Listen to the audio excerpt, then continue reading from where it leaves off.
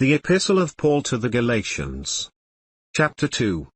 Then 14 years after I went up again to Jerusalem with Barnabas, and took Titus with me also.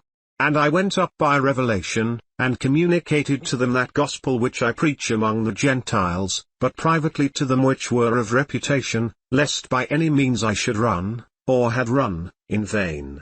But neither Titus, who was with me, being a Greek, was compelled to be circumcised, and that because of false brothers unawares brought in, who came in privately to spy out our liberty which we have in Christ Jesus, that they might bring us into bondage, to whom we gave place by subjection, no, not for an hour, that the truth of the gospel might continue with you. But of these who seemed to be somewhat, whatever they were, it makes no matter to me, God accepts no man's person, for they who seemed to be somewhat in conference added nothing to me, but contrariwise, when they saw that the gospel of the uncircumcision was committed to me, as the gospel of the circumcision was to Peter. For he that worked effectually in Peter to the apostleship of the circumcision, the same was mighty in me toward the Gentiles. And when James, Cephas, and John, who seemed to be pillars, perceived the grace that was given to me, they gave to me and Barnabas the right hands of fellowship, that we should go to the heathen, and they to the circumcision.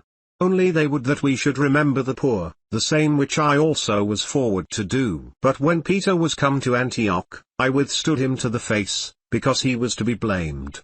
For before that certain came from James, he did eat with the Gentiles, but when they were come, he withdrew and separated himself, fearing them which were of the circumcision. And the other Jews dissembled likewise with him, so that Barnabas also was carried away with their dissimulation. But when I saw that they walked not uprightly according to the truth of the gospel, I said to Peter before them all, If you, being a Jew, live after the manner of Gentiles, and not as do the Jews, why compel you the Gentiles to live as do the Jews? We who are Jews by nature, and not sinners of the Gentiles, knowing that a man is not justified by the works of the law, but by the faith of Jesus Christ, even we have believed in Jesus Christ, that we might be justified by the faith of Christ, and not by the works of the law, for by the works of the law shall no flesh be justified. But if, while we seek to be justified by Christ, we ourselves also are found sinners, is therefore Christ the minister of sin? God forbid. For if I build again the things which I destroyed, I make myself a transgressor.